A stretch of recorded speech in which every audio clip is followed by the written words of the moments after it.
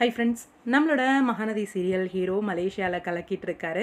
அந்த ஒரு லைவில் நடந்த ஒரு சில கொஸ்டின் கான்வர்சேஷன் அந்த விஷயத்தை பற்றி தான் வீடியோஸ் போட்டுட்ருக்கேன், பார்த்துட்ருக்கீங்க.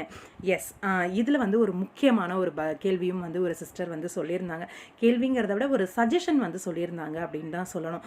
என்ன சஜஷன் அப்படின்னு பார்த்தீங்கன்னா, பிஜிஎம் நம்ம மகாநதி சீரியலில் வந்து பிஜிஎம் போடுறாங்க இல்லையா, அது வந்து ஆர்டிஸ்டோட நடிப்பை வந்து குறைக்கிற மாதிரி இருக்குது. அந்த பிஜிஎம் அந்த ஒரு எமோஷ்னலை வந்து எங்களால் ஃபீல் பண்ண முடியலை அப்படிங்கிற மாதிரி ஒரு விஷயத்தை வந்து கன்வே பண்ணியிருந்தாங்க.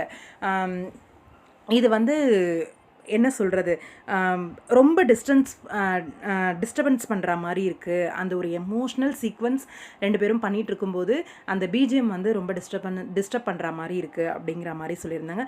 பழைய பிஜிஎம் வந்து வேறு மாதிரி இருக்கும். இது வந்து எங்களுக்கு சுத்தமாக அந்த எமோஷ்னல் ஃபீலை வந்து கொண்டு வர மாட்டேங்குது, உங்களோட நடிப்பை வந்து குறைக்கிற மாதிரி இருக்குது அப்படின்ற ஒரு நல்ல ஒரு விஷயத்தை வந்து கன்வே பண்ணாங்க. நிறைய பேர் வந்து ஃபீல் பண்ண விஷயம் தான் அது. அது வந்து டீம் கிட்ட வந்து கன்வே பண்ணுங்க அப்படிங்கிற மாதிரி சொல்லியிருந்தாங்க. ஷுவராக கண்டிப்பாக நான் வந்து கன்வே பண்ணுறேன். ஒரே மாதிரியே கொண்டு போக வேண்டாம், நீங்கள் நிறைய ரசித்த விஷயங்களும் அவங்க தான் கொடுத்தாங்க அப்படிங்கிற மாதிரி நம்ம விஜய் வந்து சொன்னார். எஸ், கண்டிப்பாக அவங்க தான் கொடுத்தாங்க. ஆனால் இது ஒரு விஷயம் வந்து எங்களுக்கு தோணுச்சு அப்படின்னு. ஓகே, நீங்கள் சொல்கிறீங்க, கண்டிப்பாக நான் கன்வே பண்ணுறேன். அது வந்து அவங்களுக்கும் தெரியணும் இல்லையா, தெரிஞ்சது அப்படின்னா கண்டிப்பாக சேஞ்ச் பண்ணிக்குவாங்க. ஒரே மாதிரியே போகாமல் கொஞ்சம் சேஞ்ச் பண்ணுவோம் அப்படின்னு சொல்லி பண்ணுறது தான். அது வந்து உங்களுக்கு பிடிக்கல அப்படிங்கிற விஷயத்த வந்து சொல்லியிருக்கீங்க. கண்டிப்பாக நான் டீம்கிட்ட வந்து கொண்டு போகிறேன் அப்படிங்கிற மாதிரி சொல்லியிருக்காரு. கண்டிப்பாக டீம்கிட்ட வந்து கொண்டு போவார் அப்படிங்கிற ஒரு நம்பிக்கை இருக்குது. பார்க்கலாம், வெயிட் பண்ணி.